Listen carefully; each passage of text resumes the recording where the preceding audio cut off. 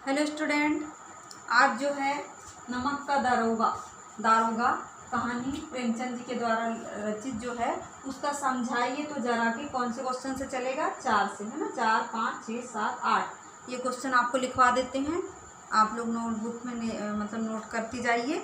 और एक फिर चलेगा इसका भाषा की बात, तो इसमें इम्पॉर्टेंट क्वेश्चन होंगे तो लिखवाएंगे, नहीं तो फिर ये क्वेश्चन छोड़ देंगे। तो देखिए 4 नंबर का क्वेश्चन, इसमें क्या है 4 नंबर के क्वेश्चन में कि न्याय और नीति सब लक्ष्मी के ही खिलौने हैं, इन्हें वह जैसे चाहती है नचाती है ना। इसका आंसर रहेगा। इस पंक्ति द्वारा लेखक ने प्रजातंत्र में भारतीय न्याय व्यवस्था पर व्यंग्य किया है। भारत के न्यायालयों में भी नीति और न्याय को धन के बल पर परिवर्तित किया जा सकता है ना।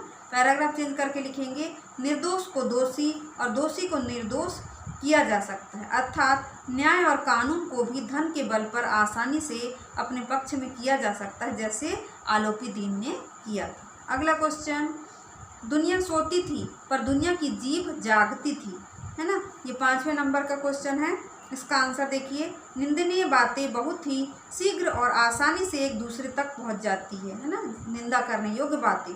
जब आलोपी दीन गिरफ्तार हुए तब रात्रि का समय था, लोग सो रहे थे, फिर भी उनकी गिरफ्तारी की खबर तेजी से फैल गई और इस विषय में बातें करने लगे। अगला क्वेश्चन है 6 नंबर का, खेद ऐसी समझ पर पढ़ना लिखना सब अकारत गया, है ना।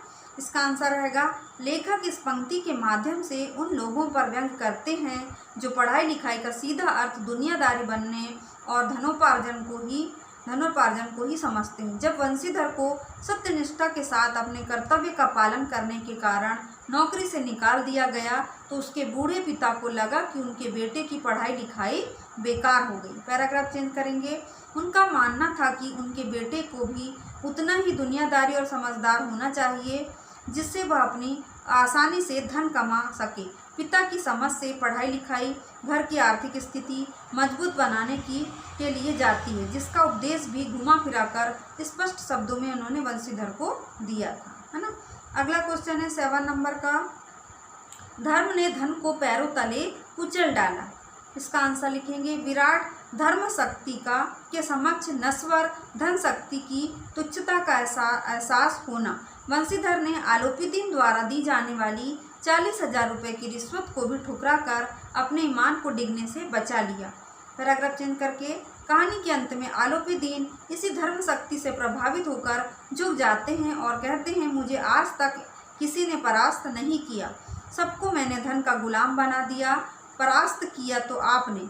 वे उनके पिता से कुल तिलक और धर्मनिष्ठ मनुष्य कहकर वंशीधर की प्रशंसा भी करते हैं। अब लास्ट क्वेश्चन इसका, न्याय के मैदान में धर्म और धन में युद्ध ठन गया। आंसर इसका लिखेंगे, इस संसार में धर्म और अधर्म के बीच सदैव से ही संग्राम होता आया है। इस कहानी में भी अदालत में न्याय के परिसर में वंशीधर की धर्म शक्ति और आलोपी दीन की धन शक्ति में युद्ध छिड़ा हुआ था। एक तरफ वंशीधर सत्य के मार्ग पर डटा हुआ था तो दूसरी तरफ आलोपी दीन धन यानी रिश्वत के बल पर अदालत के सभी अधिकारियों, वकीलों, यहाँ तक कि न्याय के पुजारी न्यायाधीशों को भी खरीदने में पैसों को पानी की तरह बहा रहा था।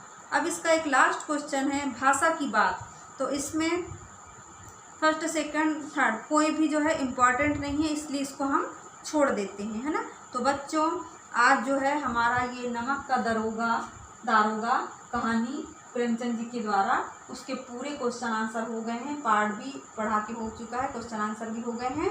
तो अब अपन इसका रिवीजन भी कर सकते हैं, उसके बाद सेकंड लेसन चालू करेंगे। तो आज की कक्षा बच्चों यही समाप्त कर रहे हैं। धन्यवाद बच्चों।